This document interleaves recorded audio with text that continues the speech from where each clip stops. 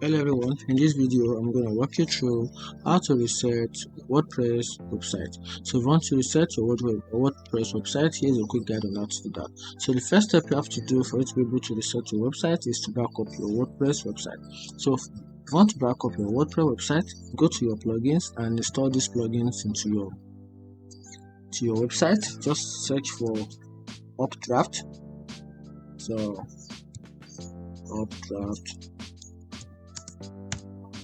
search for yes, make sure you search for these plugins and install this plugin to your WordPress account, but make sure you are not on the free plan. Make sure you're on business plan. Upgrade from free plan to business plan for you to be able to install this plugin. So once you install it, go back to the plugin section.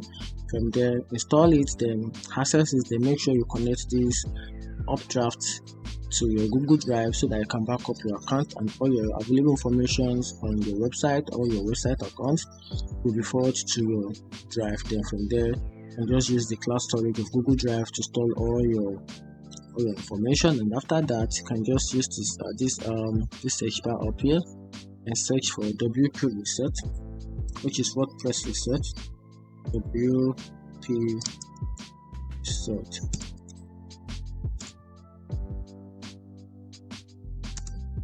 Search for this, then make sure you also install these plugins to your toolbar section.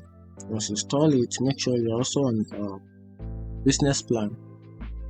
So install this to your toolbar, then from your toolbar you can access it from here, then install it, then go to the plugin from the tools, then follow the prompt. After that, you can follow some necessary information, then input the word reset to the option, then tap on reset button. Then from there, be able to reset your website, and that is how to reset website in WordPress. If you find this video helpful, turn on the notification button.